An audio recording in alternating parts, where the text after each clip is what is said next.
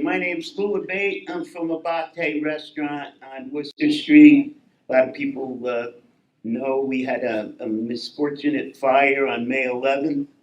That stemmed from the ductwork, which caught the ceiling rafters on fire. And long story short, we are about to open another restaurant. It would be my 26th pizzeria. Um, had a big family, and so I just kept on. The oldest of five boys. There were seven kids in our family. My father, Joseph, learned the trade where he was a printer by trade and worked for A.C. Gilbert Company. Excellent. My first Lionel train one Christmas, and they told me that I had a wet diaper, and I sat on the track and got shocked. And so probably did something to my brain, who knows. But anyway, so my father answered an ad. He wanted to learn the trade. He always liked cooking. And Venice Pizza in Hamden had an ad for a pizza prep person. He answered the ad, and that's where he learned the trade. He opened up in 1956. The first pizzeria was called Luigi's after his father, and that's who I was named after. In 1956, I was only 5 years old, but I remember it like it was yesterday. The sign painter putting Luigi's on the front window. It's now Ernie's Pizzeria, but in 56 to 60 something, it was Luigi's. And my father then opened a second location on Broadway in North Haven where Lou Dolls is. That was a bank, and they moved out. My father opened up a pizzeria there on Broadway next to the firehouse. I have been making pizza full time since I was 12 years old. I always wanted to make pizza until I was 12 years old and couldn't go out and play with my buddies anymore. I used to get in a lot of trouble as a kid, and my punishment was you're down the pizza place, and I ended up spending the whole summer there, and I never looked back. So I opened up my first pizzeria when I was 19 years old in my father's place on Broadway. Leo, who backed Ernie, I went and saw Ernie to see if Leo was a kind of stand-up guy I could trust and all that. And so I opened up a place called Caesar's Palace Pizzeria and did everything in the Greek style lettering and all that. My bathrooms were Mark Antony and Cleopatra. And so that was a lot of fun. But from there, we just moved on and moved on. And, I ended up on Worcester Street, which is too long a story for me to get into right now. But I'll go ahead and pass it along. And that's my story, and I'm sticking to it. It's pretty steady, and then my dad had some issues with health issues, and he couldn't work, and I was running the business at 16, and I kind of saw the writing on the wall that they were going to need me if they were going to stay in business, so I kind of stayed with them and didn't go to college. And since that point, I've been making every pizza there since that point, and I'm proud of that. I'm proud of everything. I feel like I'm part of the group now. And it's going to be 52 years in a couple of weeks, so it's like probably one of the older pizza persons in New Haven, so I'm proud of that. So I'll pass it along. Yeah.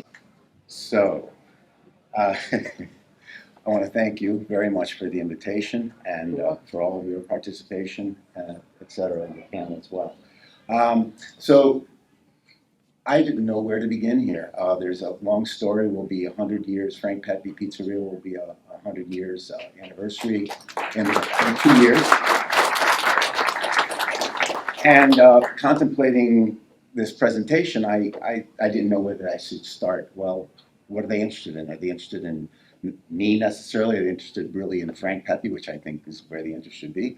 So I thought about my grandfather's life and my grandmother's life and their success, of course, and my family as well. So I don't know which direction to go in, but I grew up in the pizzeria. I'll start there. I grew up with the 50s crew, if you will. I was born in 1952, and I call it the 50s crew. And any of you who are frequented Frank Pepe's. Some of those photos are prominent, and the captains will say 50s crew. So I found it to be a wonderful world, colorful world to be in. I was very close with my grandfather, having been his namesake, and I had an interest right off the get-go, just to work. I was 12, 13 years old, cleaning, washing dishes and so forth. And then I got to make pizzas, let's say, by about 14 years old. He showed me how to make pizza. So, but like Lou, I just felt like my presence in my life at that point was more to be wanting to be in the pizzeria as opposed to being out there playing baseball and all the activities that a young person endeavors to do. So it was a very colorful experience for me. I just absolutely loved it. I love my grandfather. Most importantly, he presented himself, just to help you to share my feelings about him, is that he was a very affable guy. He was absolutely lovable, and people loved him. Customers, when they came, they would want him to sit down with them. He would sit down and have a few chuckles and so forth. And it was, for me, it was a great example to follow.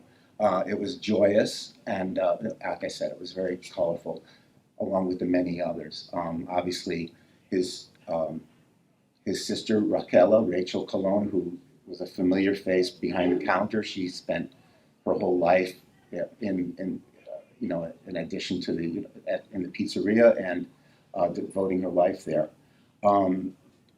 Getting away from me, though, the impetus and drive was, of course, Frank and Filomena Pepe, and their journey was extraordinary. He was born in 1893 in April. My grandmother was born the following year. He emigrated to the United States by the assistance of his half-brother, Alessio. He came in 1909. He remained here for about 4 or 5 years. He was about 16, 17 at the time.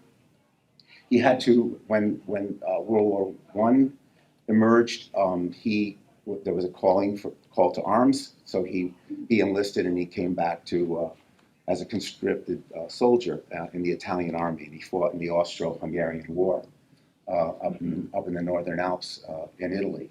That was around 1914-15. The war, as we know, was ended in November 11th of 1918. He returned to his hometown. He stayed there for about a year. He fell in love with my grandmother, Filomena. Within that year, they got married in September of 1919. And by December, they were on a boat heading for America to establish themselves. And so they arrived in January of 1920. And as everyone knows, that we were established. He did a couple of stints making bread. And then it gradually went to the opportunity of having his own place, which is now considered the original location, which is, we call it the Spot. It's our adjacent pizzeria, but that's the original location with the original oven. And they began their business there. And this is, perhaps it's out there, I don't know, but I'll tell you the story that he started baking bread. And my grandfather did not read or write. My grandmother, of course, thankfully, was educated enough to annotate all the things that he did and how many breads he made and so forth. And he, of course, went along with a horse and cart in the tenement houses and delivered breads. He couldn't calculate that so well. His memory didn't serve him. He had a phenomenal memory, but it became confusing. It was just loaves of bread. And so he, at the time, at the Spot there, I call it the Spot because it was Frank Pepe's doing business at the Spot, or Spot doing business as Frank Pepe, actually. And during the weekend, they made pizza. So with all that confusion that he had, he told my grandmother that he was just going to go straight with pizza. And so the rest is, of course, a great story, that he made that formidable decision to do so. So he would offer the pizza on Friday, Saturday, Sunday, but then he evolved, and they made pizzas throughout the week. I want to just make a note that when my grandfather died, my grandmother and grandfather had two two children and two daughters, and my mother, Elizabeth, and my aunt, Sarah. As many of you are familiar with my cousin Gary, who recently passed, that Sarah was his mother. And when my grandfather passed, my grandmother was not well. So my father, Ralph Rosselli, was very instrumental in transitioning through that crisis. It was a tumultuous time. I was 17, and it wasn't determined whether the business would actually continue because there were no male figures, so-called male figures. I guess that would have been important back then. And so with that, they enlisted, my father offered himself to helping learn the business a little bit. He wasn't involved because he was a jeweler and he was a craftsman by trade. He was a diamond setter. So he transitioned and supported my mother and my aunt through that journey. So he was very instrumental. He was a very prominent and very important figure to the success of the pizzeria, the ongoing success of the pizzeria. So Mom and Sarah worked very hard. They worked there. They traded off every other weekend once things started rolling along. And during that time, that transition time, a lot of publications started writing about us. A lot of people were interested in us and wrote about us. And these people started becoming published nationally, let's say. And that's how, even though Frank Pepe's was noted because of the presence of Yale, it was generated through these publications that there was a lot of attention to the business itself. So that's, as I recall, how things got along and how things moved along and evolved. There's a lot more to say, but I want to leave it to Doug.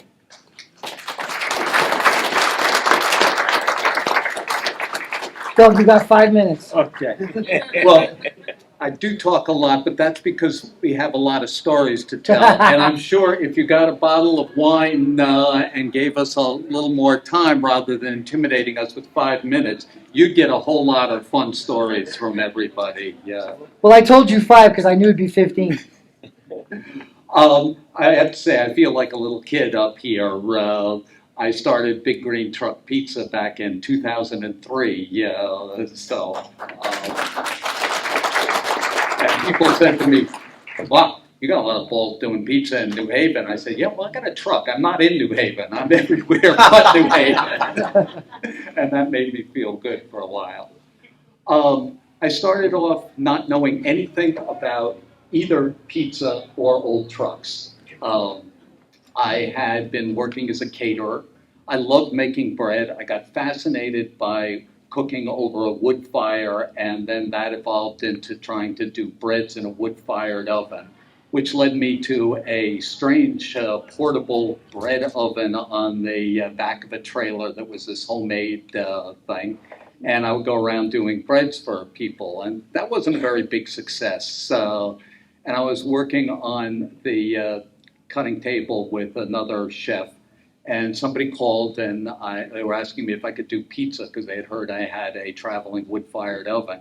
I said, no, I don't know anything about pizza, and told them I could do bread, and they weren't interested in that. And the guy next to me, after I hung up the phone, said to me, you know, it's your business and you can do whatever you want with it, but look around. There are no bakeries around anymore. It was only Atticus at that point, and that was small. And he said, there's a pizzeria on every corner. Not too hard to figure out why. You take the bread, you put a little sauce and cheese on it, and you have a meal, and people will pay more for a meal. And I had to appreciate that there was some truth to that. The next 2 weeks later, a neighbor called up. Her kid loved to come over and watch us cook in the kitchen.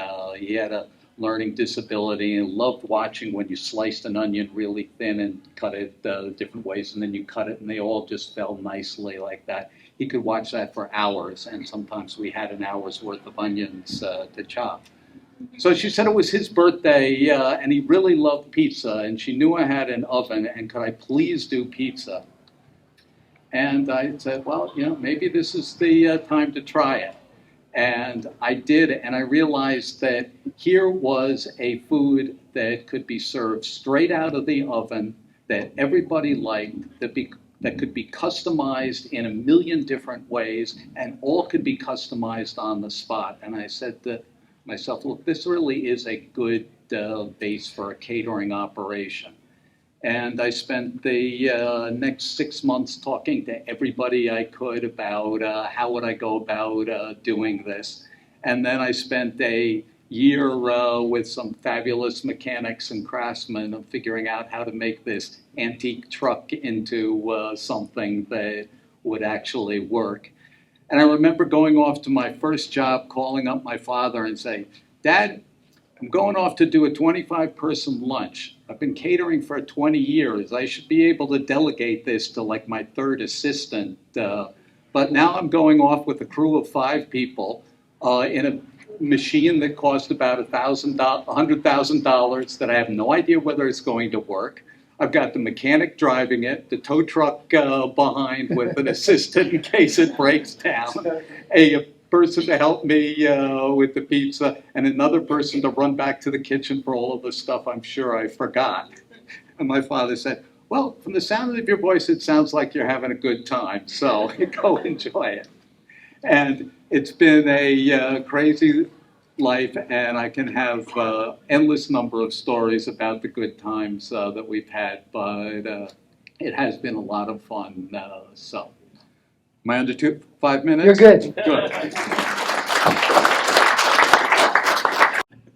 Thank you all for being here. This is tremendous. I'm really surprised that the statement that you don't know each other, like, does this open an opportunity for more like connections and opportunities in New Haven to do things like this, Frank? I don't know if there's more of this, but it feels like this would be an opportunity to even, I mean, you're all fantastic pizza makers, but I don't know. Do you see an opportunity to connect with each other outside of this and do something together in New Haven or for Connecticut? Well, I'll answer that. One part is first you'd have to get us out of the pizzerias. As the guy from Pat said, he makes every pizza, so he's not about to close Ernie's. And I think you could perhaps find us in a nursing home in 20 years. Or probably not, probably still at the pizzerias. So I'd love to spend some Well, time. I'd like to address that. I think it's a great idea. I never thought of it. But when I was a youngster, I was pretty close to our bread man. And in New Haven, at that time, there were maybe 4 or 5 good bread bakeries. And it was told to me by one of the old timers, Italian guys, he said that they would all get together the first Tuesday of the month, and they would discuss different things about returning the returns every day. They'd go and pick up the bread from the day before, but mainly they talked about they wanted all 5 bakeries to charge the same price. And when I was a kid, I remember 12 cents for a loaf of Italian bread. They didn't want any cutthroats, because there was a time where one guy would charge 10 cents, another one would charge 13 cents. So they got together, all the 5 heads of these bakeries in New Haven, and they decided that no one was going to cut anyone's throat. They were all going to charge the same amount of money. And that worked for many, many years. And I'm not suggesting that we do that with pizza, but to meet once a month, I'll raise my prices. we could all take turns and meet at a different pizzeria, whether it's the first Monday or Tuesday of the month, and so we can all get together and trade war stories or prices that are just coming up that we can't handle, and maybe together we could do something. And I like that idea. That's a great question, and I think that maybe we should do it. Maybe we should all get together and pick a day of the month and all get together, and we can decide a lot of things together. Yeah. So, good question. Yeah, I like that too. In Italy, a lot of some of my family members in Italy have restaurants there, and it's almost like they kind of all work together, even though they all you need each other. We all need each other. And New Haven Pizza didn't evolve just by one place being in New Haven. And that's quite obvious. But in Europe, what they do is they all take turns on when they take their vacation time. So, you know, instead of all the restaurants being closed the same month or whatever, they didn't talk to each other. It was kind of a mutual thing. Like once they started getting a pattern, okay, this is our 2 weeks or whatever. And I think stuff like that, and just for everybody that's here to, I mean, we made a big difference in the country and all over. I think, you know, I'm proud to be here, and it's really nice. It's, you know, I think I never thought to go into the restaurants. My dad was always, you know, he wanted to keep me focused on what I was doing, and he was a perfectionist, so he didn't want me to deviate if I saw somebody else doing something like it would change his philosophy. Well, now that I'm in the position that I am, you know, I'm going to try to walk in the door. I think everybody should, and maybe get to know each other a little bit better. And you know, we got to celebrate this. All these people here today, you know, just wanting to know what's going on. I mean, without my wife and family, it wouldn't matter. I mean, I think everyone here is probably the same thing. If you don't have that support, you don't make it in business. I mean, business isn't dollars and cents. It's, you know, what you give back. You know, I have a great crew. You don't make, money is the smallest part of being successful, honestly. It's all the memories, it's everything else. I think we can learn a lot by getting together here and there. I also thank you so much for that. I also actually I think this is a team sport. You know, I think it's something that, you know, like we are the New York Yankees or Boston Red Sox of pizza. You know, I think and knowing that this is always a team sport. You know, it's how they always say hospitality is a team sport, but what we do is so unique, and we all want to share it with the world. So how we share it, I think, is something that, you know, yeah, the collaboration here already just before all this, that's meeting all these great folks here, I think is really a powerful thing. And to your question, ma'am, in the back, it's really great, and I want to thank you for that. A huge opportunity for sure. How do you see competition versus collaboration, I guess, because you're all same neighborhood, same kind of pizza? Well, I can answer that. Have their pizza, but just what I've seen in but I think we're a lot different, but a lot alike. I mean, it's certain style, but yet everything's different. Like the process is probably different in every place, but the final product is close to the same. You know, so and it's just, you know, where you live, and proximity, and you know, now, I mean, we're there's so much new business coming into me because of that.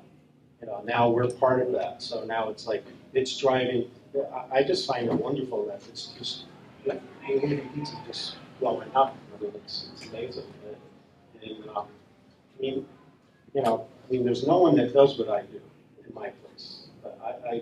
You know, I would like to learn how they do that and how they figure that, but I never had the opportunity. I did train people, but my father was such a strict, like, I can't say what I want to say. I mean, he drove me just to be, you know, to do the right thing all the time. You know, I never took days off. I mean, it's a hard thing. I'm proud of what I do, and these guys, I'm sure, are also. And I think my father always said competition is flattering because they don't want to come and be in your area unless you're doing something right, and they want part of the pie, so to say. But you know, but that's what it is. And if you're good at what you do, it's going to bring more people to the area. Like it's all of us are bringing more people to New Haven. And New Haven needs this. New Haven lost a lot of factories and you know, they lost a lot of businesses, but here we are, we're still here. You know, and I think, you know, if, you know, I mean, we all deserve to make money, but, you know, we don't have to, you don't want to put your competition out of business. You know, I mean, I think we could all, I think everyone would agree here that we could all coexist and, you know, be proud. Let me also say, in all the years I've been in my own business since I was 19, I have never heard anyone badmouth another pizzeria. So the competition is we have some kind of etiquette where no one badmouths the next guy. And I've never heard one owner badmouth another owner in all the years I've been in business. In fact, I think that we all complement one another. And, you know, what I did is when I was learning the trade, I only had my father's recipe and his formula, his method. And I wanted to learn more. And I got married at a very young age, and my father took on a project in a large Italian restaurant to which he didn't know anything about, and went partners with his nephew and his best friend, and lost everything.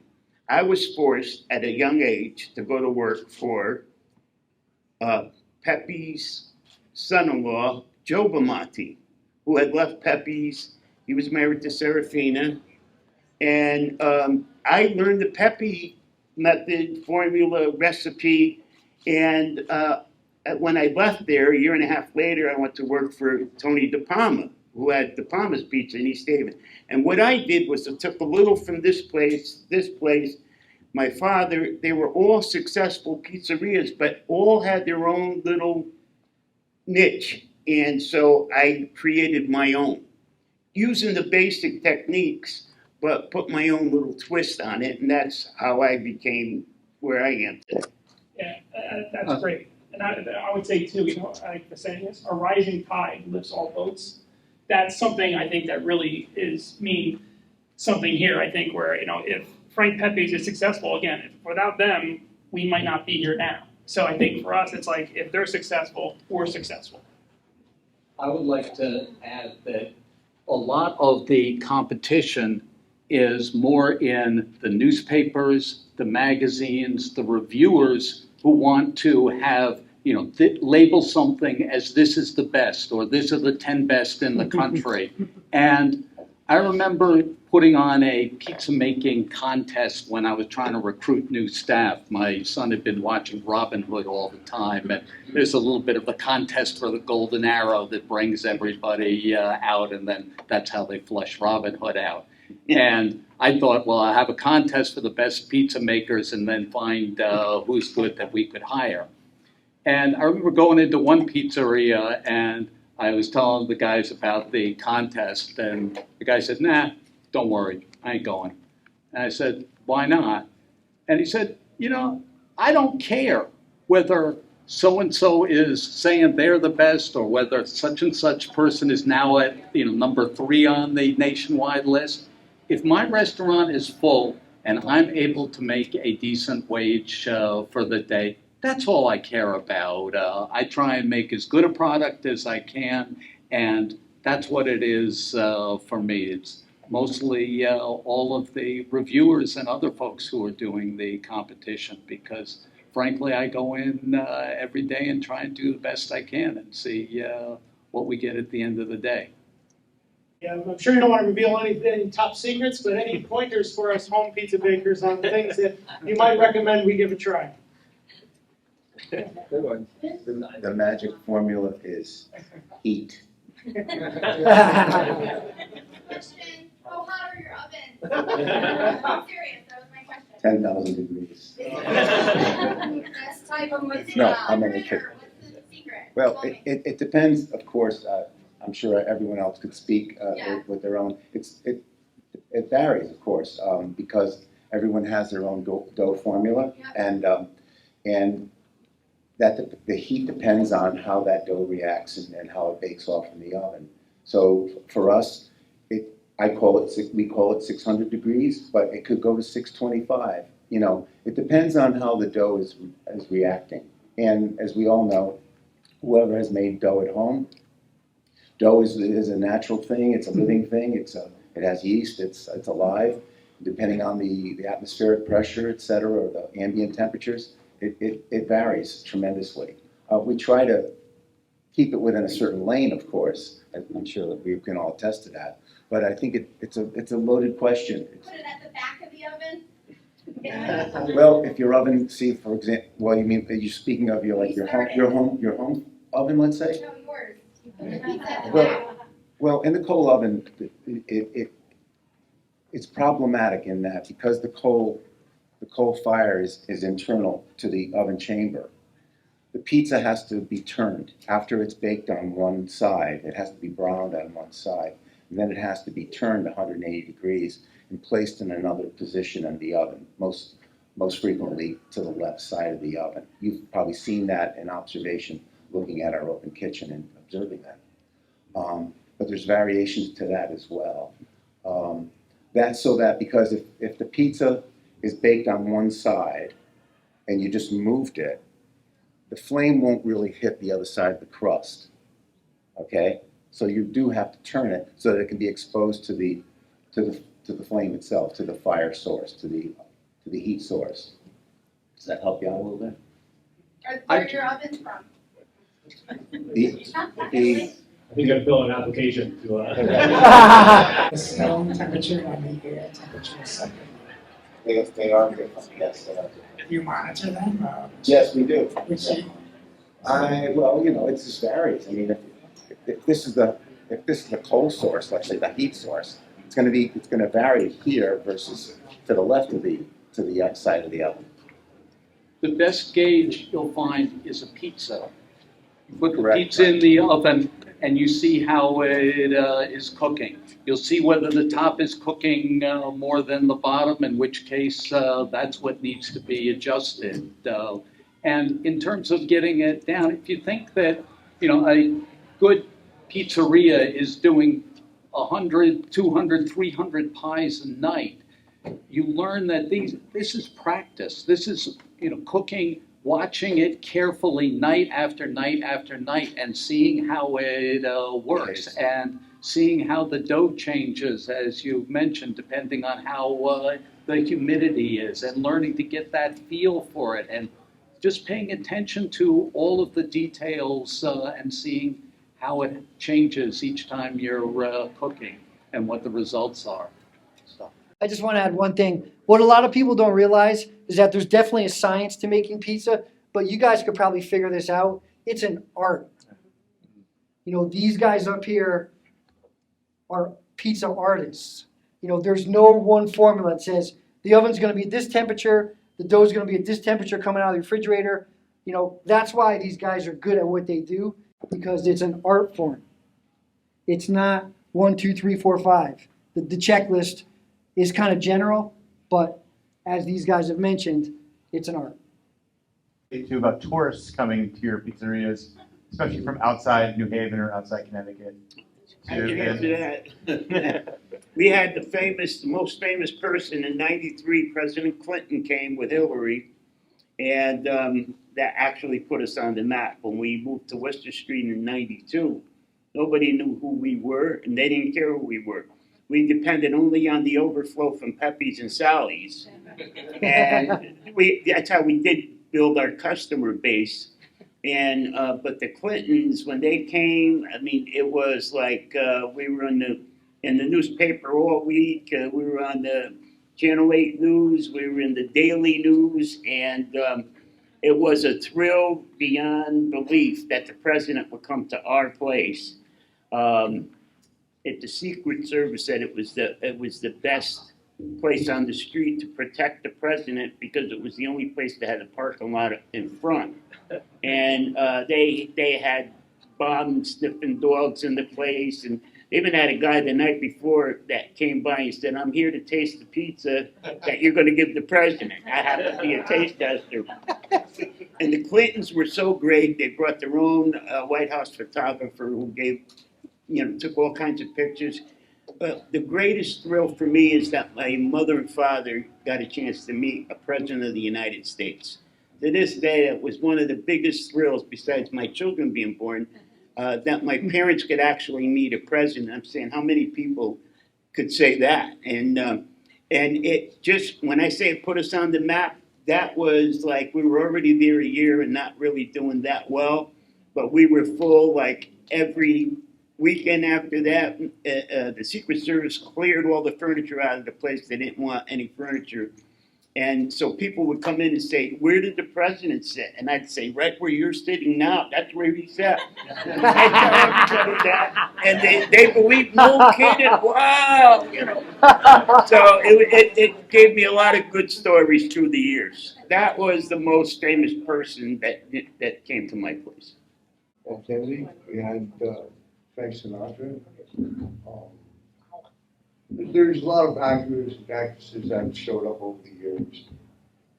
So, you know, it's just a casual thing in my family. That, you know, we never let anybody.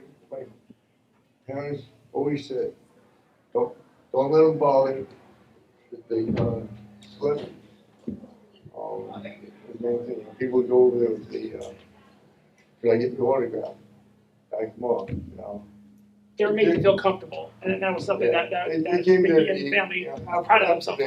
After they ate, people could do it, it's fine, but they can't eat. And I could add to Lou's story too, though. We raised Hillary Clinton, the Yale Law School, had a fundraiser when Bill was running. And they came down, Hillary came down, and raised quite a bit of money. We had an in the parking lot. And there was an apartment building next door to our restaurant. Somebody came, climbed out of the window and got on the roof. Secret Service couldn't get up there quick enough. So then they felt they couldn't provide security, good enough security at our end, so they went down that way. I was very happy about that. You up there? Yeah, and they put in phone jacks in my office. They had 3 of them. One that went directly to the White House, another one that went to Somalia, to the general that we were having problems in Somalia at the time. And I forget what the other one was, but it was just amazing the things that they do in preparation for the president to travel. One of the cars behind in the motorcade carries, I forget if it was 6 pints of blood or whatever, of the president's blood, God forbid, accident, whatever. They have the blood to give him a transfusion. It was just an amazing, like I said, an amazing experience, one I'll never forget. Obviously, this is geographical. It's New Haven, it's Connecticut right there. Is it the water? I'm Bronx pizza guy. Is it the water or not? No. It's a good question. I don't get too technical. I made a pizza once. But No, go ahead, Pascal. I brought water in from other states to make the same pizza I make. Like, I have a home in South Carolina, so I just wanted to see how it would react to, bringing that and using it in my environment, see how everything would. And it looked like the same pizza, but it was not the same pizza. okay. So in that regard, and I tried filtered water, I tried, from that state as well, and then I also tried different waters here just to see, and people that eat the same pizza enough can pick it out. Generations after generations, and I feel that way with a lot of things, and there are a lot of variables. Like, whoever's making the dough for these restaurants really has to have the knowledge of, even though you could control the interior temperature of the building, you need to understand what's going on outside the windows, and you're adjusting the dough to that. And so you're making the dough different every day, make it the same.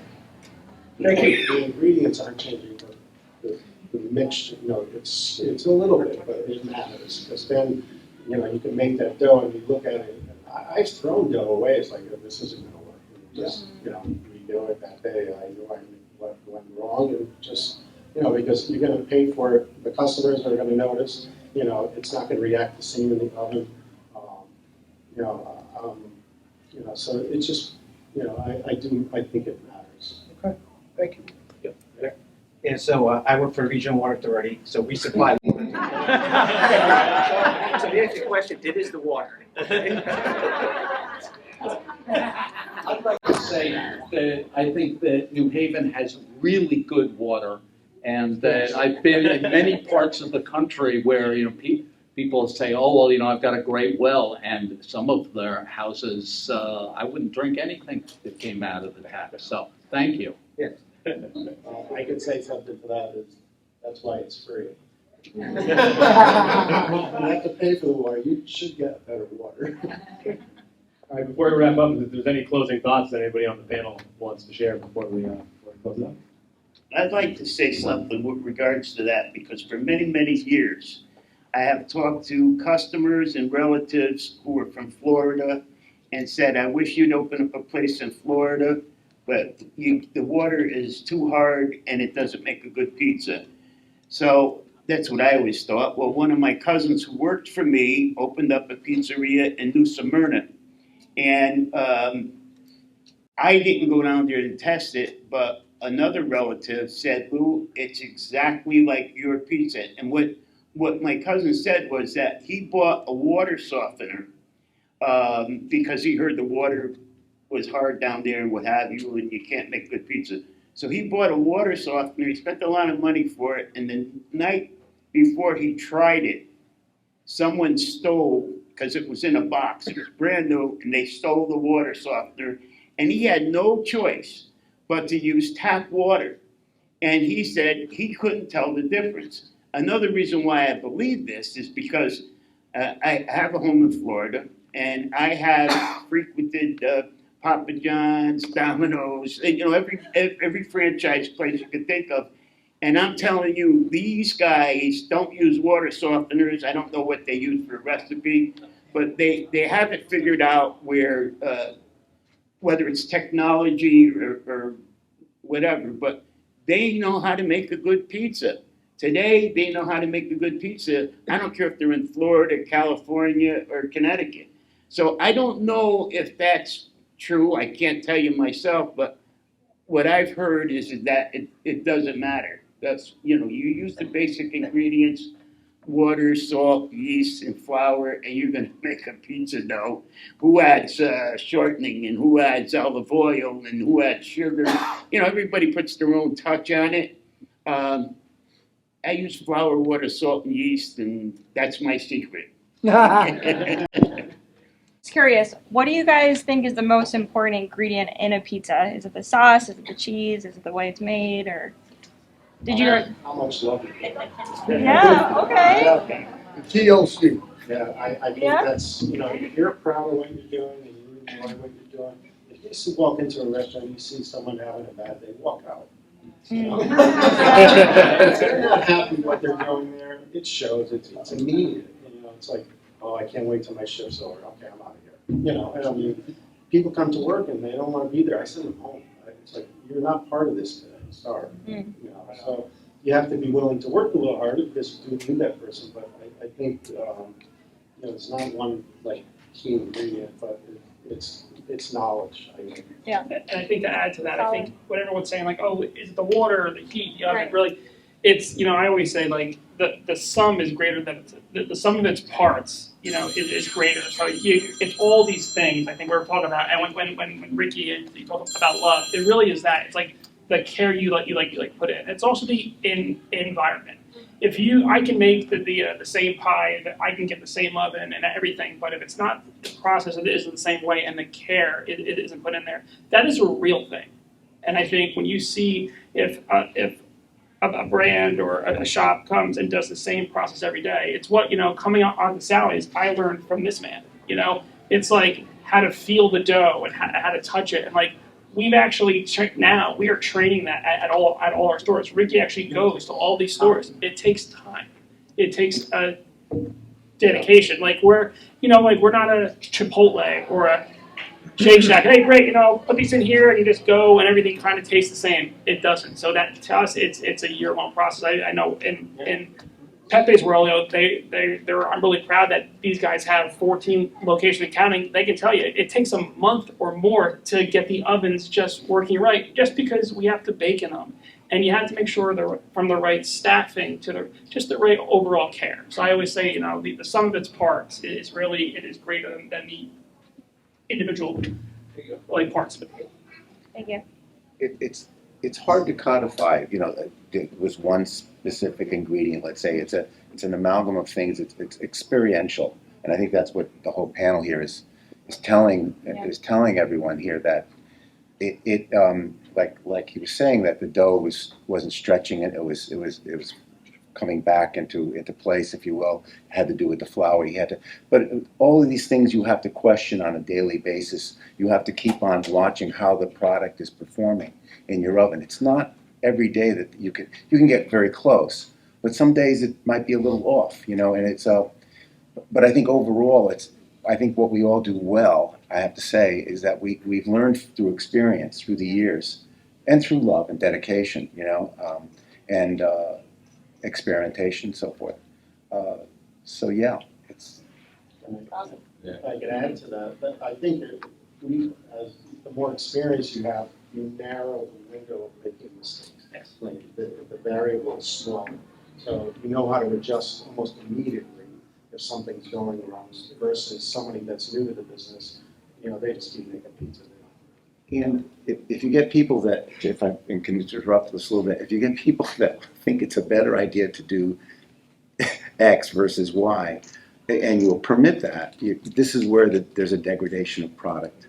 And because we all have our own personalities and contributions, if you will, or our thoughts.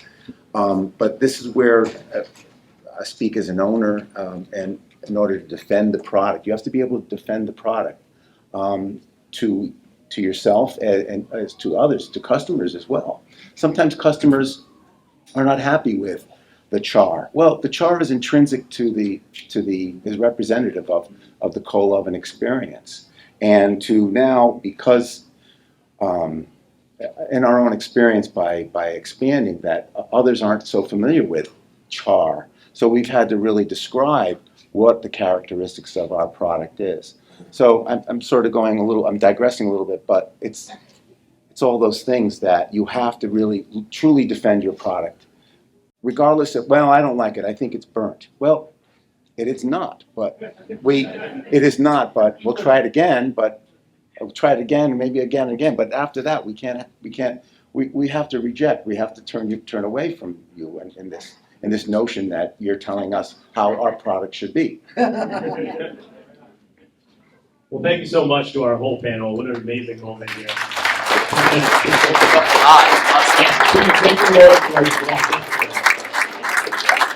Thank you for bringing so much to Connecticut culture and making New Haven pizza the bragging rights of our state to the rest of America.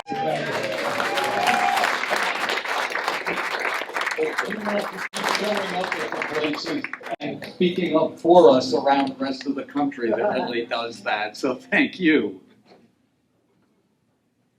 Yes, well, yeah, we should great success. We're really proud of you guys, really. That's awesome. Get them in front of the backdrop, Steve. Yeah, I was gonna say everyone. Yep. Last same here. Yeah. I'd like to, one of these days, trade stories. Oh, me.